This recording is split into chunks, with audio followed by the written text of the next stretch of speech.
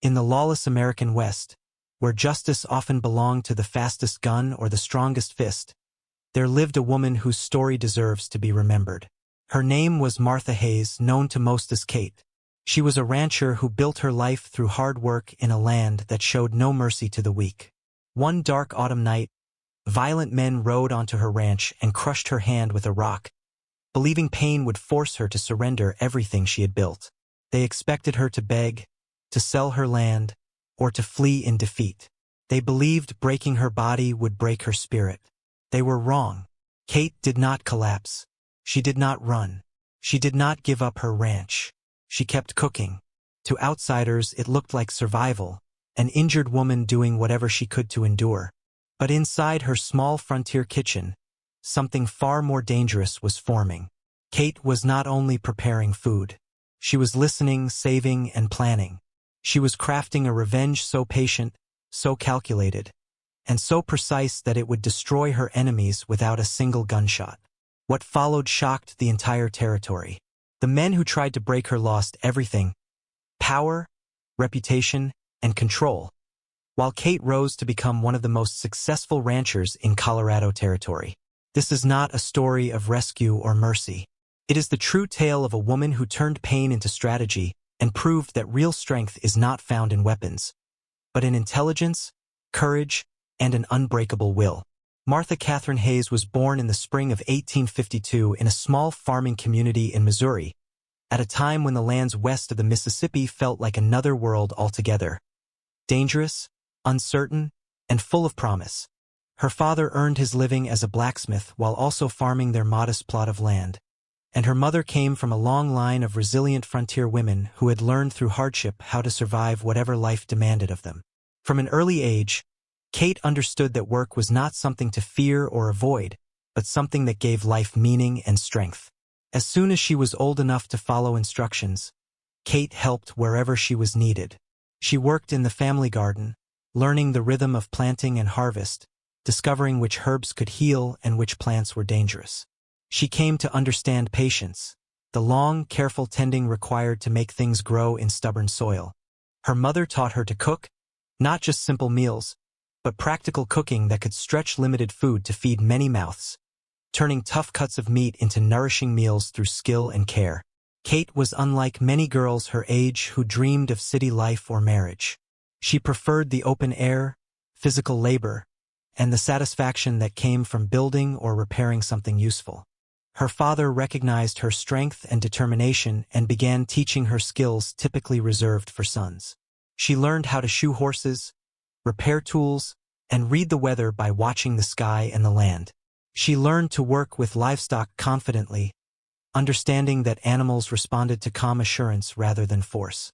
By the age of 12, Kate could outwork most grown men in the fields, doing so without complaint or the need for recognition. Her parents believed in leading by example, teaching her that honest labor and fair treatment of others were the foundations of survival. Kate carried those lessons deeply within her, forming a strength of character as solid as the land itself. Unaware that one day she would need every bit of it to face trials far greater than anything her childhood had prepared her for. When Kate turned 18, a restless hunger began to grow inside her, the same wanderlust that gripped so many young people of that era. Stories flowed back from the Western territories through traders and travelers, tales of vast open land where a determined person could claim a future with their own hands, where hard work mattered more than family name or social standing. Missouri had begun to feel confining to Kate, a place where lives were planned generations in advance and expectations left little room for ambition or reinvention. She felt certain she was meant for something larger and more demanding than the small farming community that had shaped her childhood. Kate spoke seriously with her parents about heading west. Though they feared for her safety in a land where law was thin and danger was common, they understood that trying to restrain a spirit like hers would only lead to bitterness. With heavy hearts but clear eyes, they gave her their blessing. They provided what little money they could spare, a reliable horse her father had trained himself, and carefully chosen supplies for the long journey ahead. In the spring of 1870, Kate joined a wagon train bound for Colorado Territory, traveling alongside families and lone fortune seekers, all chasing their own versions of land, freedom, and opportunity. The journey west took many brutal months. The plains seemed endless, the rivers unforgiving, and the mountain passes tested both bodies and wagons to their limits. Kate quickly proved her worth to the group. When illness spread, she gathered herbs and prepared remedies. When food grew scarce, she knew how to cook meals that preserved strength without wasting precious supplies. When wagons broke down far from settlements, she was often the first to help, her small, capable hands reaching places others could not. The wagon master, a seasoned frontiersman hardened by years on the trail, told Kate before they reached their destination that she possessed more true frontier spirit than many of the men traveling with them. He meant it as the highest praise he could give. When Kate finally arrived in Colorado territory, she stepped into a settlement known as Broken Ridge, nestled in a valley surrounded by towering mountains. The town was young, barely 5 years old, with a single main street lined by a general store, saloon, blacksmith shop, small church, and a scattering of other rough buildings. Beyond it stretched ranches and farms claimed by those determined to hold onto what they had carved from the wilderness. Kate looked at Broken Ridge not as it was, but as what it could become. She saw possibility. She saw a future. She saw home. Kate spent her first months in Broken Ridge taking any honest work she could find. She cooked meals at the saloon, helped customers and stocked shelves at the general store, and took in laundry for families who could afford to pay someone else for that exhausting labor. She saved every penny she earned, living as cheaply as possible, eating the simplest food and sleeping in a cramped room above the general store that barely fit a narrow bed and a wooden crate that served as both table and chair. Every waking thought was focused on one goal. Kate wanted land of her own. She wanted a ranch where she could raise cattle and horses and build something lasting through her own effort, not through marriage or inheritance. Most people in town thought she was foolish. A woman barely 20 years old, with no husband and no powerful connections, trying to run a ranch in such harsh country seemed laughable to them. Kate ignored their doubts, having learned long ago not to let other people's opinions define her limits. After nearly 2 years of relentless work, she finally saved enough for a down payment on a piece of land about 5 miles outside town. It was not good land. Rocky, unforgiving, and battered by brutal winters, which was the only reason she could afford it. The previous owner had given up and walked away after years of failure. The property held a small cabin barely fit for shelter, a barn leaning so badly it threatened to collapse, and roughly 200 acres split between poor grazing land and scrubby rock. Where others saw a lost cause, Kate saw opportunity. She moved onto the land in early spring of 1873 and immediately began working from sunrise until long after dark each day. She repaired the cabin first, patching the roof, sealing the gaps between logs, and replacing broken windows with whatever materials she could find or afford. Next, she tackled the barn, cutting trees from her own land to brace the structure and reinforce the walls until it stood straight and secure enough to protect animals. Kate spent long, punishing days clearing brush and hauling stones from the grazing land, her hands blistering, bleeding, and slowly hardening into calluses. She dug a proper well closer to the cabin, lining it carefully to keep the water clean. Every improvement was made by her own hands and stubborn determination. Each night she collapsed into bed exhausted, barely able to eat before sleep took her, yet filled with deep satisfaction. She knew she was building something real, something that belonged entirely to her. By the end of that first brutal year, Kate had managed to purchase 6 head of cattle and 2 horses using the last of her savings and a small bank loan. The banker had been hesitant to lend to a single woman, but Kate's growing reputation for reliability and hard work had spread through the valley, and his wife insisted Kate was more trustworthy than many men he financed without question. Kate named her operation the Circle K Ranch, burning the brand into a wooden sign she proudly hung above the barn door. She knew she was only at the beginning and that success would take years more effort and luck. What she could not have known was that her progress had drawn the attention of men who believed women had no right to own land or power. Men who would soon try to take by force what Kate had earned through sheer will. Living about a mile down the valley from Kate's Circle K ranch was a man named Clayton Jessup, and from the moment he realized that Kate was actually succeeding against all odds, he decided she was a problem that needed to be handled. Jessup was the type of man the frontier produced too often. Someone who came west not to build honestly, but to take whatever he could through force, intimidation, and quiet violence when necessary. He controlled nearly 2,000 acres, land he had gathered through a mix of legal purchases and far more questionable methods that had driven several smaller ranchers out of the valley under circumstances no one cared to investigate too closely.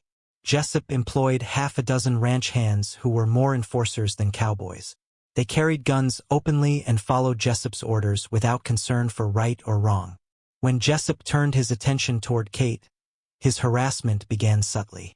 Cattle Kate turned out to graze would vanish by nightfall, scattered into distant hills where it took days to recover them. Fence posts she had worked hard to set would be pulled out overnight, forcing her to redo exhausting labor. Water sources along her property line would suddenly become fouled, requiring her to move her herd farther away for clean water. Kate knew exactly who was responsible, but proof was another matter. Broken Ridge's law amounted to a part-time sheriff who avoided conflict with powerful men like Jessup. Reasoning that open hostility would only escalate things, Kate decided to try a peaceful approach. One morning she rode to Jessup's ranch to speak with him directly, hoping that honest conversation might resolve the growing conflict. She found Jessup outside his barn, a tall man in his 40s with cold eyes and a smile that never reached them. Kate calmly explained that she was simply trying to make an honest living, that there was room in the valley for both their operations, and that she wanted no trouble. Jessup listened with thinly veiled contempt. When she finished, he spat tobacco juice near her boots and told her that women who tried to do men's work usually ended up getting hurt. He suggested she sell her land to him while she still could, claiming he would offer a fair price. Kate felt anger surge through her, but she kept her voice steady. She told Jessup her ranch was not for sale at any price, that she had worked too hard to give it up. Jessup's smile vanished, revealing the cold calculation beneath. He warned her that refusing him was a serious mistake, that he had many ways of making life unbearable for those who did not cooperate. Kate met his gaze without flinching and told him her answer would not change. She rode away with her head held high, refusing to show the fear twisting in her stomach. Kate knew she had just made a dangerous enemy, but she also understood that showing weakness to a man like Jessup would only invite worse treatment. She had been raised to stand firm for what was right, even when it was frightening and the odds were stacked against her. That evening, back at her ranch, Kate carefully cleaned and checked her father's old rifle, making sure it was loaded and ready. She hoped she would never need it, but she also knew that hope alone offered little protection against men who respected only power. 3 weeks passed after Kate's confrontation with Clayton Jessup. Then, on a cool autumn evening when the first signs of winter dusted the distant mountain peaks with snow, Kate was inside her cabin preparing a simple supper after a long, punishing day repairing fence line on the far edge of her property. The work had left her shoulders aching and her hands sore despite thick gloves. She was looking forward to little more than beans and cornbread, maybe a cup of coffee if she could stay awake long enough to drink it, and then an early night's rest before dawn brought another demanding day. She had just set her heavy skillet on the stove when she heard it. Multiple horses approaching fast. The thud of hooves carried clearly through the still evening air. Alarm shot through her. Honest visitors called out from a distance, especially when riding toward an isolated cabin. These riders did not. Kate reached for her loaded rifle and stepped onto the porch, holding it ready but not yet aimed, clinging to the faint hope that this might be travelers needing help. That hope vanished the moment the riders pulled to a stop in her yard. 5 men sat in their saddles, dust hanging around them. Clayton Jessup was in the center, flanked by 4 armed ranch hands. Their expressions left no doubt about their purpose. Jessup sat easily, calm and confident, like a man who knew nothing would stop him. He told Kate he had come to make one final offer. He would pay half of what her land was worth, and she had until sunrise to accept. If she refused, things would become unpleasant. Kate forced her voice to stay steady as she told him her answer had not changed. Her ranch was not for sale, and he and his men needed to leave her property immediately. Jessup's smile vanished. His eyes turned cold. He gave a slight nod. Before Kate could raise her rifle, 2 men dismounted and rushed the porch. One struck the rifle from her hands before she could fire. Kate fought back with everything she had, kicking, clawing, biting, refusing to submit without a struggle. But two large men against one woman was not a fair fight. They seized her arms and forced her to her knees as Jessup dismounted slowly and climbed the porch steps, unhurried and confident, knowing no one would intervene. The moments that followed would haunt Kate for months and ignite the rage that fueled her revenge. Jessup stood over her and told her she needed to learn her place, that stubborn women who refused to back down had to be taught lessons they would never forget. He reached into his saddlebag and pulled out a heavy rock, the kind used to drive fence stakes. He told his men to hold Kate's right hand flat against the porch railing. Kate realized what was about to happen and fought with renewed desperation. But the men were stronger. They forced her hand down, spreading her fingers and pinning them in place. Jessup raised the rock and brought it down with brutal force.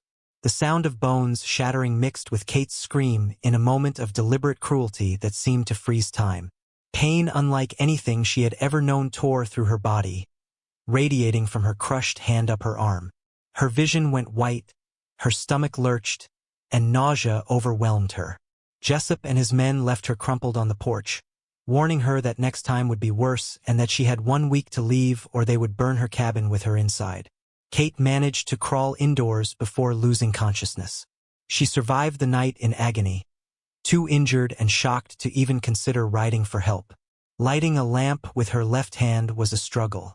Her right hand swelled grotesquely, darkening with bruises. She did not sleep at all, sitting at her small table with her shattered hand resting on a folded cloth, tears falling not only from pain but from rage and the fear that this time Jessup might have done something she could not overcome. When dawn finally arrived after that endless night of pain, Kate made a decision that would shape everything that followed.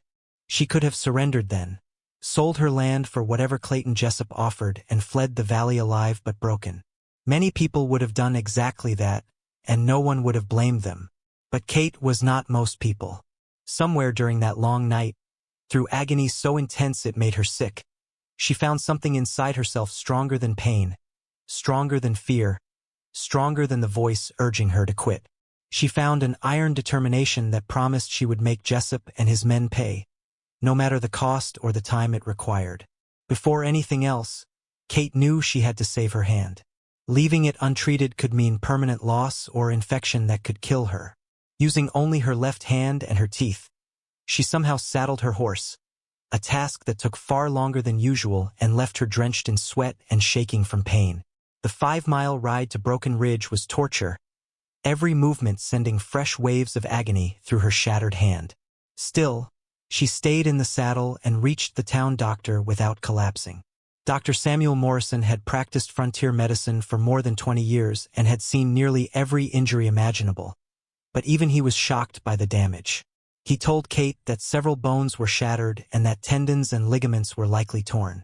Even with treatment, he warned, she might never regain full use of her hand. There was a real chance it would be limited to only basic tasks.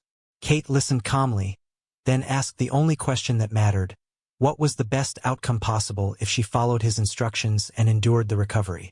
The doctor told her that with exceptional toughness and persistence, she might regain 70 to 80% of its function, but never what it once was. Kate met his eyes and told him to do whatever was necessary. Giving up was not an option. The doctor spent over an hour setting the bones, a process so painful Kate had to bite down on a leather strap to keep from screaming.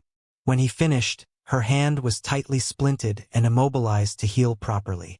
He offered laudanum for the pain, but Kate refused. She needed her mind clear. She had planning to do. Kate returned to her ranch that afternoon to find Jessup's men had been there again while she was gone. 2 more of her cattle had been killed and left to rot in her yard as a warning. An entire section of fence she had repaired only a week earlier had been torn down. For many people, this added cruelty would have been the breaking point. For Kate, it marked a shift. She moved beyond fear and outrage and into cold calculation. Her mind focused on one problem alone: how to take revenge on men with greater resources, greater numbers, and no hesitation about using violence. That evening, Kate stood in her small cabin kitchen and looked through the supplies in her pantry and root cellar. It was there that the first real piece of her plan took shape. Kate had always been an exceptional cook, able to turn the simplest ingredients into meals people remembered. Her mother had taught her more than recipes. She had taught her how flavors work together, how technique could transform food, and how patience and attention could elevate even plain frontier meals. Despite her shattered right hand, Kate discovered she could still cook by adapting her methods. She relied on her left hand, braced bowls and pans creatively, and worked more slowly and carefully. The process was painful and exhausting, but the concentration it required helped dull the constant ache and kept her mind from drifting toward despair. The very next day, she began cooking in earnest, preparing large batches of stews, roasts, and pies using stored supplies and herbs gathered the previous summer. When she had cooked more food than she could use herself, Kate loaded it into her wagon and drove into Broken Ridge. She set up a small food stand in the town square, selling home-cooked meals to anyone who could pay. The food was excellent, the prices fair, and word spread quickly. Cowboys, miners, and townspeople, tired of poor saloon meals, became regular customers. Kate ran her stand 3 days a week, spending the remaining days cooking more food and tending to her ranch as best she could. People noticed her splinted hand and asked what had happened. Kate smiled quietly and said it was an accident, that it was healing slowly. What no one knew was that every penny she earned went into a separate fund. Money she did not touch for daily survival. She was saving for something specific, something that required patience and precise timing. Kate also listened. She paid close attention whenever Jessup's name came up, learning his habits, routines, and business dealings. She had learned long ago that information was more powerful than force. Her kitchen became both workspace and war room, a place where she cooked food for the town and quietly planned her revenge, her throbbing hand serving as a constant reminder of why she would not stop. Many months passed slowly and autumn gradually turned to winter, covering the entire valley in thick blankets of snow and making daily life significantly harder for everyone trying to survive in the unforgiving Colorado mountains. Kate's hand healed with agonizing slowness, and following Dr. Morrison's detailed instructions with religious devotion, she forced herself to exercise it every single day despite pain that frequently brought tears to her eyes. She forced the stiff, unwilling fingers to bend and straighten against their resistance, worked constantly to regain strength and flexibility that the doctor had warned she might never fully recover. The prescribed exercises hurt almost as intensely as the original injury had, but Kate had never been someone who quit when things got difficult, and she was absolutely not about to start giving up now when so much was at stake. During this long winter of healing and planning, Kate continued running her food business in town with steady efficiency, gradually becoming known throughout Broken Ridge and the surrounding areas for her excellent cooking and her remarkable quiet strength of character. People genuinely admired how hard she worked despite her obvious injury, how she never complained about her circumstances or asked for sympathy or special treatment. What these well-meaning people did not see was the other side of Kate's activities, the careful planning and meticulous preparation she was doing in private for a reckoning that was still many months away but growing more concrete and detailed in her mind with each passing day. Kate learned through her various customers and through careful questions that never seemed like anything more than innocent friendly curiosity that Clayton Jessup was planning an elaborate celebration for the coming spring. He had successfully secured a major contract to supply beef to army posts scattered throughout the entire territory, a lucrative deal worth many thousands of dollars that would make him one of the wealthiest and most politically powerful men in the entire region. Jessup was planning to throw a huge party at his ranch to celebrate this business triumph, intending to invite all the important and influential people from Broken Ridge and all the surrounding communities, planning to serve elaborate expensive food and premium whiskey imported from back east, essentially showing off his wealth and power and success to everyone who mattered in territorial society and politics. When Kate first heard specific details about this planned celebration through the town gossip network, she immediately saw her perfect opportunity with crystal clarity. She understood intuitively and with absolute certainty that this party meant to demonstrate Jessup's success and dominance was actually going to become the stage for his complete humiliation and total downfall, that the very event specifically designed to celebrate his power and wealth would instead reveal his cruelty to everyone and destroy his reputation forever throughout the entire territory. Several weeks before Clayton Jessup's planned celebration, Kate encountered his ranch foreman in town and approached him with what appeared to be a simple business proposal. She explained politely that she had heard about the upcoming party and would like to cater the event, noting that she had built a strong reputation for excellent cooking and could provide food impressive enough for important guests. The foreman was wary. He remembered exactly who Kate was and knew about the violent history between her and Jessup. Kate calmly assured him she held no grudges, that her injured hand had been an unfortunate accident, and that she was merely a practical businesswoman seeking honest work. Reluctantly, the foreman agreed to pass along her offer. After some consideration, and likely some private amusement, Jessup accepted. He found the idea of Kate Hayes serving food at his celebration deeply satisfying, seeing it as proof that he had broken her and reduced her to hired help. In his mind, her presence in his kitchen confirmed his victory. He never considered that by hiring her, he had made the most dangerous mistake of his life. Kate threw herself into preparations with an intensity that might have seemed excessive had anyone looked closely. Instead, her focus was mistaken for professionalism. She spent weeks designing an elaborate menu, choosing dishes meant to impress both palate and pride. She ordered premium ingredients from Denver, spending much of the money she had saved over the winter on fine meats, fresh produce, rare herbs, and costly spices unavailable in Broken Ridge. In her cabin kitchen, she practiced relentlessly, refining techniques and timing until every dish met her exacting standards. At the same time, Kate was preparing something else, something no one suspected. She had not forgotten her mother's teachings about plants and herbs, including which could heal and which could harm. Growing wild in the surrounding mountain meadows was white snakeroot, a plant Kate knew made meat and milk poisonous when consumed by humans. The resulting illness, known as milk sickness, caused severe weakness, nausea, vomiting, and sometimes death. Kate also knew the poison acted slowly, taking days to fully manifest depending on the amount consumed. Throughout late winter and early spring, Kate carefully gathered white snakeroot from remote areas, drying and processing it using techniques once meant for medicine. This time, she was not healing. Her plan was elegant in its simplicity and justice. She would poison Jessup and his men at their own celebration, turning their greed and appetite against them. Yet despite everything she had endured, Kate did not intend to kill. She wanted them to suffer as she had suffered, to lose what they had tried to take from her, but she would not become a murderer. Kate calculated the dosage with painstaking care, determining an amount that would cause violent illness without permanent damage or death. It required precise measurements, knowledge of the human body, and absolute control. She also had to ensure that no innocent guest would be harmed. That problem led to the final brilliance of her plan. Kate prepared 2 complete sets of dishes, foods identical in appearance but entirely different in content. The poisoned dishes were placed in specific serving trays she personally controlled and directed to the table where Jessup and his 4 ranch hands would sit together. The clean food was served to all other guests. As the caterer, Kate would manage the flow of dishes herself, and no one would question her authority. By the time the plan was complete, Kate was ready. Jessup believed he had won. He believed her broken hand had ended her resistance.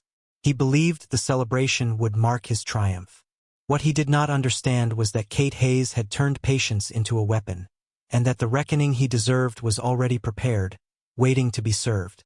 The day of Clayton Jessup's grand celebration finally arrived with absolutely perfect weather conditions, bringing bright warm sunshine and mild temperatures that made the valley look stunningly beautiful and welcoming, with nature itself providing a gorgeous backdrop for what was supposed to represent Jessup's greatest personal and business triumph. Kate arrived at Jessup's ranch house very early in the morning, driving a wagon completely loaded with supplies and ingredients and cooking equipment, and she immediately and authoritatively took over the large ranch house kitchen, efficiently transforming it into her personal domain where she worked with intense focused concentration throughout the entire day.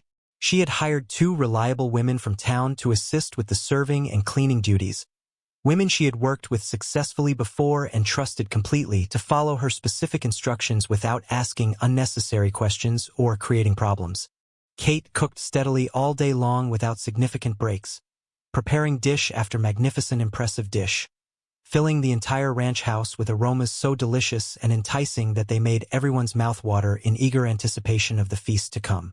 Guests began arriving in the afternoon, important and influential people from all over the territory, including successful ranchers and prominent businessmen and territorial politicians, and even the territorial governor himself had made the substantial journey to attend Jessup's celebration and publicly demonstrate his political support and approval.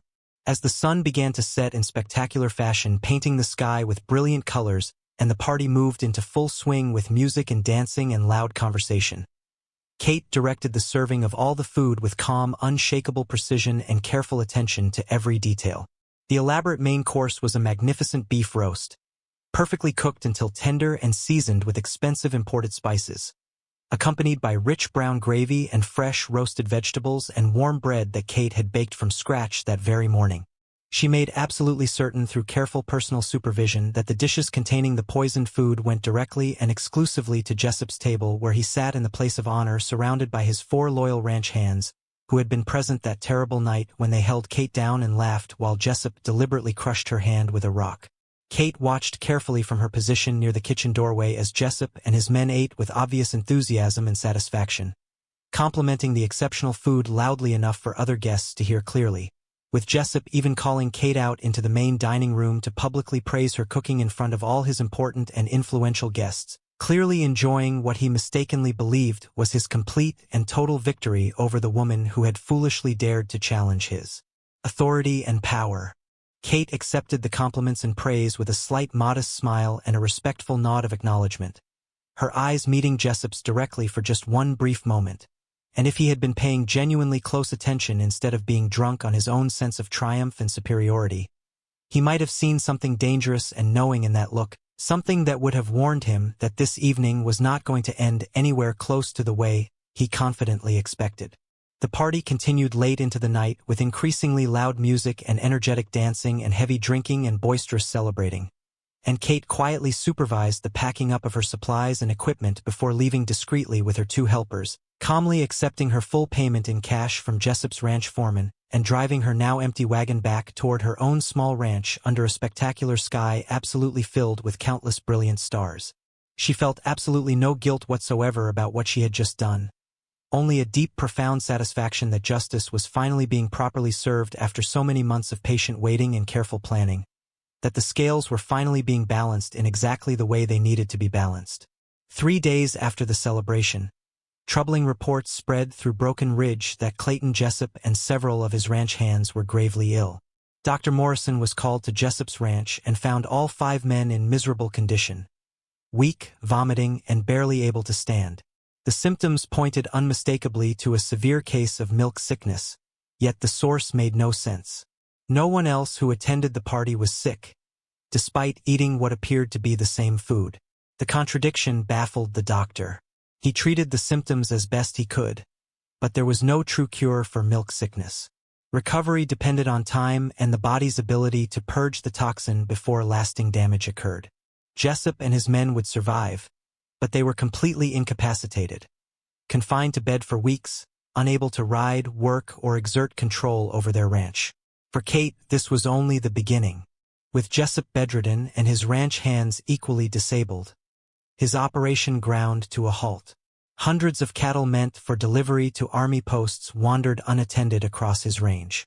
The army contract Jessup had boasted about carried strict deadlines. Failure to deliver would mean losing the contract and facing severe financial penalties, possibly ruinous ones. Kate moved quickly. She went directly to the Army procurement officer overseeing the beef supply contract and made a bold proposal. Calm and professional, she explained that Jessup was clearly unable to meet his obligations and that she was prepared to deliver the cattle on schedule if the contract were transferred to her. The officer was skeptical. Kate ran a small ranch, and this was a massive undertaking. But Kate came prepared. She presented a detailed plan outlining how she would gather the cattle, hire experienced cowboys, and supplement any shortages with her own herd. Pressed by deadlines and impressed by her preparation, the officer agreed to a provisional transfer of the contract. Against expectations, Kate delivered the first shipment on time. The cattle met all quality standards, the numbers were accurate, and the delivery was efficient. Impressed, the procurement officer confirmed Kate as the permanent contractor and expanded the agreement to include additional future deliveries. In a matter of weeks, Kate went from running a struggling ranch to becoming one of the territory's primary beef suppliers, earning more than she had ever imagined possible. By the time Clayton Jessup recovered enough to grasp what had happened, his empire was already destroyed. The army contract he had relied on for power and wealth was gone. His ranch hands had drifted away in search of steady work. His reputation as an untouchable force in the valley had collapsed. Worst of all, he had been outmaneuvered completely by the woman he thought he had broken. Jessup eventually understood that his illness had not been chance. But he could prove nothing, and even if he could, there was nothing left to reclaim. Kate Hayes had taken everything he valued without firing a single shot. The man who believed violence made him powerful was undone by patience, intelligence, and perfect timing. What Jessup never realized was that the moment he crushed Kate's hand, he set into motion his own destruction, and by the time he saw it clearly, it was already far too late. Kate Hayes lived to the age of 73, remaining active in managing her ranch almost until the very end of her long productive life. She died peacefully in her sleep in the winter of 1925 in the same cabin she had repaired with her own hands more than 50 years earlier. Her funeral was attended by hundreds of people from throughout Colorado and neighboring territories whose lives she had touched in countless positive ways. Kate's will reflected her deepest values, establishing funds to help women start businesses and providing scholarships for education. The story of Kate Hayes teaches lessons that remain powerfully relevant more than a century later. She demonstrated that quiet determination and careful strategic planning can be far more effective than loud aggression. She proved conclusively that gender was no barrier to success for someone willing to work intelligently and persistently. She showed that there were paths to justice besides violence. Kate's decision to keep cooking after her hand was broken carries profound symbolic meaning. By continuing to cook with a broken hand, she refused to let injury steal her identity. By using cooking as her weapon for revenge, she turned something that seemed weak into something devastatingly powerful. In the end, Kate's story transcends one woman's fight against cruel men. It represents the human capacity to overcome terrible circumstances through intelligence and unbreakable will. Kate Hayes cooked her way to victory with a broken hand, creating a story that continues inspiring people generations later. She became a legend not through violence but through refusing to be broken, proving that sometimes the strongest weapon is a spirit that will not surrender no matter what obstacles stand in the way.